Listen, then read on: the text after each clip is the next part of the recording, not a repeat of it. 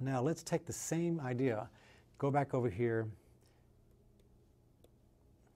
We have a sine wave, and here again, what we saw earlier, where if this is an LFO, we have either vibrato resulting or some kind of glissando if we increase the amplitude down here. But once this moves into the audio range, then we start to get complex frequency modulation, and we get some sidebands that are created. And let's think through, there's a particular formula to predict the number of sidebands and what those sidebands will be. So the formula for this is, as you move this into an audio range, let me take something simple here, like if I have this at 100 hertz. So we have a sine wave going to be modulating a sine wave, and we can hear some complex frequency modulation. If I come back over to my Reason and I turn off my LFOs so they're not really being used here, and then go back down to my low pass filter so we don't really have anything there. Let's take my sine wave oscillator 1. I'm going to turn on oscillator 2. I won't be hearing it. It's going to be functioning only as a control oscillator into oscillator 1. It will be an octave below oscillator 1, and so that when I turn up the frequency modulation knob here, what I'm doing with that is I'm increasing the amplitude of my control oscillator. So let me actually set this up here the way I have it in here. So let's say I've got 500 hertz set up here. I'm going to set this at 250, which means that the control oscillator will be an octave below, or 2-to-1 ratio, below the carrier frequency. And my amplitude is what will determine the amount that goes through. So when I change, and what I'll be doing now is changing the FM amount of this oscillator over here. So when I play my pitch, so there's the oscillator 1. We're hearing nothing going on other than this sine wave going through. As I increase the carrier amplitude of this oscillator 2,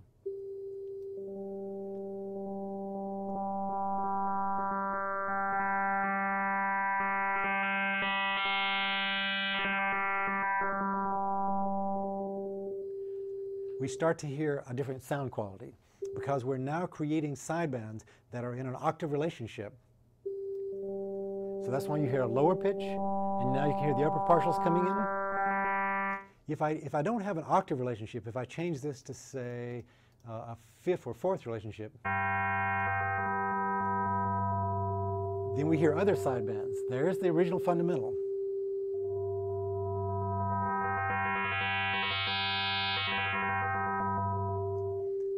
So I can change this to something that's not quite so harmonious. Now we're getting sidebands that are created not in the lower ratio partials, but we're getting higher ratio partials, which starts to sound a little bit more noise quality to us. Or I can even further detune this to make it sound even more interesting.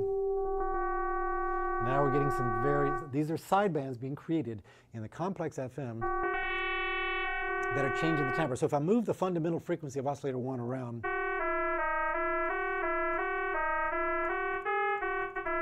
so that's the timbre now that we're hearing coming out of oscillator 1. Once I get rid of oscillator 2 by turning off its amplitude, that's what oscillator 1 is still doing.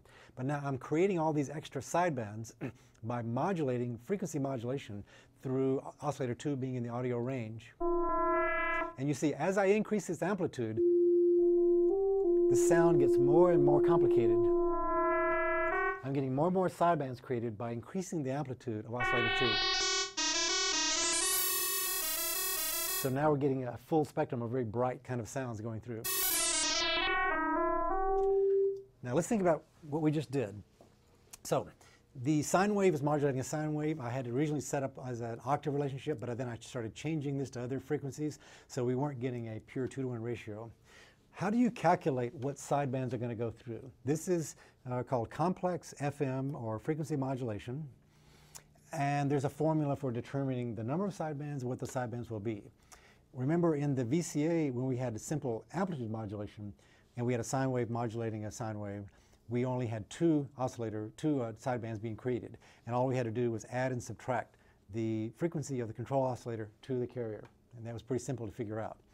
On this one, we can vary the number of sidebands created by changing the amplitude here. And there's a formula for figuring out how many sidebands will be created. So how you figure that is by figuring the modulation index. the modulation index will tell us the number of sidebands that we can create. The modulation index is determined by the peak frequency deviation,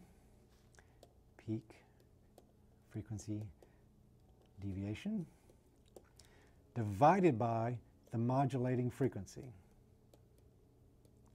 The modulating frequency in this case was 250.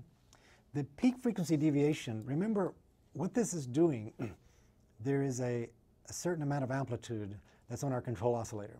So as I change the amplitude, you get a louder amount here. So remember, if we go back to the LFO for a second, if this is an LFO, we saw this doing a slight vibrato. That means that there was a slight frequency deviation that was resulting in the carrier. That we hear that as vibrato, where there's a slight, that means there was a low amplitude on my control oscillator, giving us a slight frequency deviation.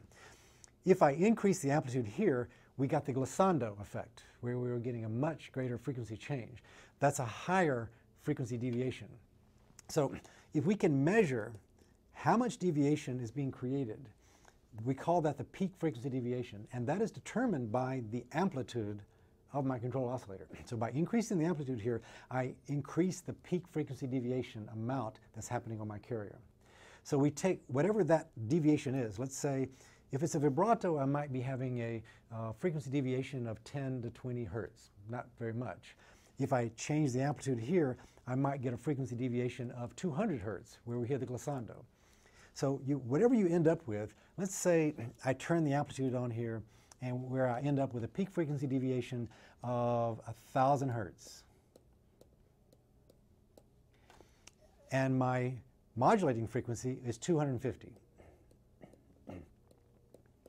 So in that particular arrangement, when I divide 1,000 by 250, I end up with 4. That's going to determine the number of sidebands below or above. You multiply that times 2, and that gives you the total number of sidebands, or the modulation index, for this sound. So if I have my 500 hertz coming through, that's the carrier. Then in this arrangement, where I have 250 hertz, and I have an amplitude setting that generates a peak frequency deviation of 1,000 hertz, when I divide it by 250, I get a number 4, and multiply it times 2, and that will give me number 8. There are 8 total sidebands generated in this arrangement. 4 of them above, 4 of them below. So if I add and subtract the 250, so I would get 750, 1,000, 1,250, and 1,500. I'm losing my 1,500. Subtract 250, then we would get 1 that cancels out, and then the negative starts to wrap around, and we would get another 250 and another 500, and these negatives then become a secondary source. So the number of sidebands that you're trying to calculate is determined by the modulation index. Once again, the peak frequency deviation, which is a variable of the amplitude of the control oscillator, divided by the modulating frequency, will give you a number, in this case 4. Multiply that times 2, because it's both 4 above and 4 below, and that's the total number of sidebands, and then you can calculate which of those frequencies are generated in those sidebands. I know that's maybe a little complicated, but I want you to understand the principle of how, when we're doing complex FM, we're able to generate lots and lots of different sidebands by this kind of complex frequency modulation configuration. And this was really the basis for what became a opening up of synthesis techniques, of software synthesis. Frequency modulation became the basis for when we move into digital synthesis. In the 1980s, pretty much all synthesizers started to become digital, and we're going to be talking about what that means in subsequent sessions. But understanding how frequency modulation works and how we can generate other kinds of timbres. When you look at one of the very first commercially available digital synthesizers, the Yamaha DX7, which was the very first successful synthesizer, it was all the sounds on board of that are generated in this particular synthesis arrangement of frequency modulation with envelope generators assigned to them, so we can get some time variance on that. So everything that we're learning here pretty much will apply toward any synthesizer that you can pick up, or any software program where you're generating sound. You have to understand these principles.